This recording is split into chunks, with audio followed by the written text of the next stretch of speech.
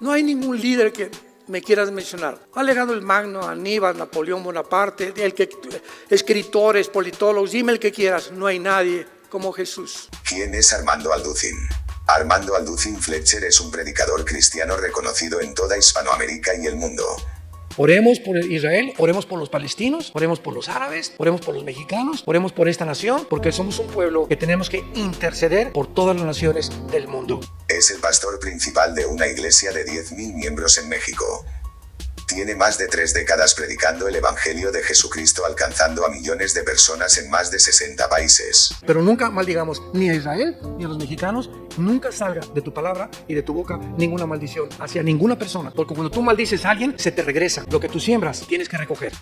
En los últimos años ha viajado por varias naciones predicándoles a los principales líderes cristianos. El mundo está en tinieblas, está en un caos el mundo entero, sumergido en una confusión, una falsa de identidad impresionante. Su mensaje es bastante sencillo, pero bien fundamentado en la palabra de Dios, lo que le ha dado fama como un predicador de sana doctrina.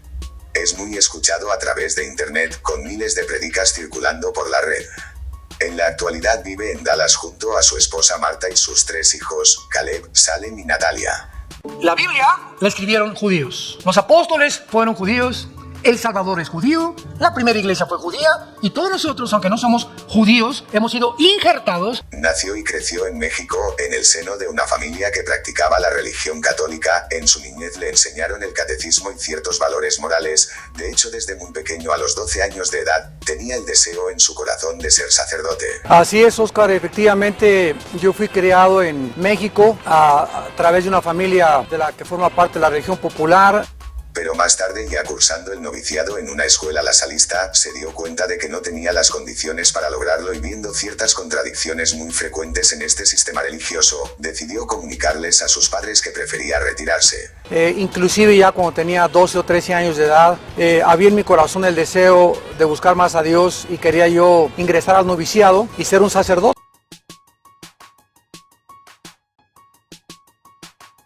Y recuerdo que una vez uno de los dirigentes de la iglesia me dijo, si quieres ingresar al noviciado y ser sacerdote, no puedes tener amor a las mujeres.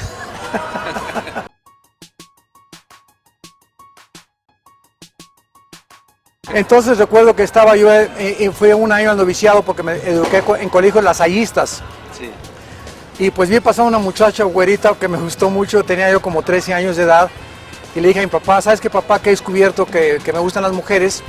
Y no creo que vaya a ser yo de sacerdote. Total, que me salí. Decepcionado de la religión, se vuelve completamente al ateísmo, comenzó a estudiar profundamente la dialéctica materialista marxista y empezó a declarar que la creencia en Dios era algo completamente absurdo, que no era posible que un Dios, bueno, hubiera permitido la existencia del mal, retando constantemente a los cristianos. Vi muchas decepciones, muchas contradicciones dentro de este sistema de pensamiento religioso. Y a los 14, 15 años de edad me volví al ateísmo. A los 24 años de edad, tiene una crisis de carácter existencial, donde se dio cuenta que se encontraba en un mar de pensamientos y filosofías que no habían traído ninguna satisfacción a su vida. Como a los 23, 24 años de edad, estaba yo profesando el ateísmo, pero al mismo tiempo me sentía vacío.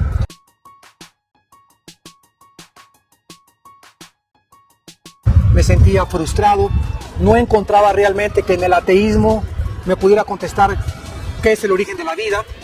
Comprendió que no poseía ninguna base moral para seguir defendiendo el ateísmo. Y no eran solo sus conflictos religiosos y filosóficos los que le atormentaban, también tenía muchos problemas emocionales. Me metí a estudiar a Carlos Darwin en El origen de las especies, de su famoso libro. Él no nos contesta cuál es el origen de las especies, no nos dice Darwin cuál es el origen de la vida, qué significado tiene la vida.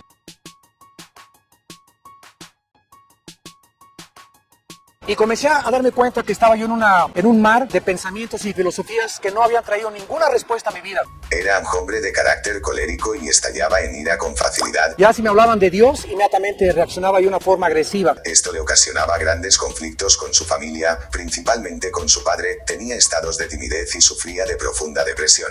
En aquel tiempo era un tabú leer la Biblia, estaba prohibida. Solamente con el imprimatur del Vaticano podías tú abrir este libro. Con la intención de llenar el vacío y la tristeza en la que se encontraba, decide probar todo tipo de adicciones como el alcohol y las drogas. Sin embargo, este estilo de vida pecaminoso tampoco representó una salida para él, al contrario, fue precisamente esta la época más oscura de su vida. Y esta época que estamos viviendo es una época de advertencia donde Dios está tocando las trompetas. Prepárense para encontrarse con su Dios. Al sentirse así, sin salida y en medio de una gran desesperación, trató de quitarse la vida en 2 ocasiones. En el año 1975 fue cuando su hermano Alejandro Alducin se acercó a él y le regaló una Biblia, luego de evangelizarlo y presentarle a Jesús como Salvador. Entonces mi hermano me da a Jesús y me dice, quiero que leas la Biblia, para eso nunca la había leído yo. Una noche comenzó a leer Juan 14:6, yo soy el camino, la verdad y la vida. En ese momento experimenta algo profundo y penetrante en su corazón, mientras que en su mente sintió cómo se derrumbó todo su sistema ideológico. Y una vez en la noche leí que decía, yo soy el camino, la verdad y la vida. Cuando leí este versículo, recordé que Buda, antes de morir, dijo, busquen la verdad, jamás dijo la verdad. Comenzó a recordar los grandes líderes religiosos y filosóficos que había estudiado durante muchos años como Buda, Mahoma, Carlos Marx, Carlos Darwin, Friedrich Nietzsche y Sigmund Freud, y se dio cuenta de que ninguno había dicho tales palabras. Me acuerdo de Mahoma, que cuando comenzó el Corán, se había casado con una niña de 10 años. Llevaba quién sabe cuántos matrimonios y dije, este tampoco puede ser mi líder. Me acordé también de Carlos Marx, de Carlos Darwin, de Sigmund Freud, de Carlos Darwin, de Friedrich Nietzsche, que dijo que Dios estaba muerto. Llegó a una conclusión: o Cristo dijo lo que realmente era, o de lo contrario fue la persona más fanática, loca, esquizofrénica y maníaca que haya existido jamás, pues nadie en la historia se había atrevido a decir que él mismo era el camino, la verdad y la vida.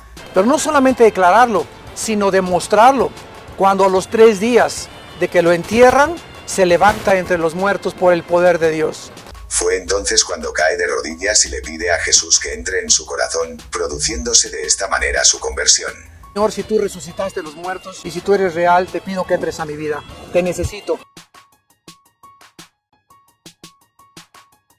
Y desde esa vez sentí, Oscar, así que me caían como escamas del cuerpo. Lloré por 40 minutos. Comenzó a llorar durante 40 minutos continuos y desde ese mismo instante se dijo que viviría apasionadamente para Jesús y que entregaría su vida a la búsqueda de la verdad, aquella que tanto había deseado encontrar, pero que durante tanto tiempo se le había negado. Y todas estas leyes están en contra de todo lo que en el siglo XXI los gobiernos están tratando de implementar. La ideología de género, matrimonios gays, el aborto, gobiernos totalitarios. Se dio cuenta que la verdad no era siempre relativa, sino que existía una verdad absoluta y consistente a la cual podía. Y así pasa, hay gentes que tienen un conocimiento tremendo, astrofísicos y médicos, a los ojos del mundo es una estrella y se reconoce, pero nadie sabe la pobreza y el vacío con el que van a morir. Tiene más de 3 décadas predicando el Evangelio de Jesucristo, alcanzando a millones de personas en más de 60 países. Antes de los 7 años nos vamos. Dice la Biblia en primera de Tesalonicenses capítulo 1 versículo 9, Romanos 5, 9, Apocalipsis 3, 10, que Dios no nos ha puesto para la ira. En los últimos años ha viajado por varias naciones, predicándole a los principales líderes cristianos. Hay pastores que se enseñorean de las ovejas. Nosotros no somos dueños de las ovejas. Es muy importante eso. Podemos aconsejar, pero no podemos a nadie de los pastores obligar a hacer cosas. Su mensaje es bastante sencillo, pero bien. Preparemos nuestros corazones porque nuestra redención se acerca.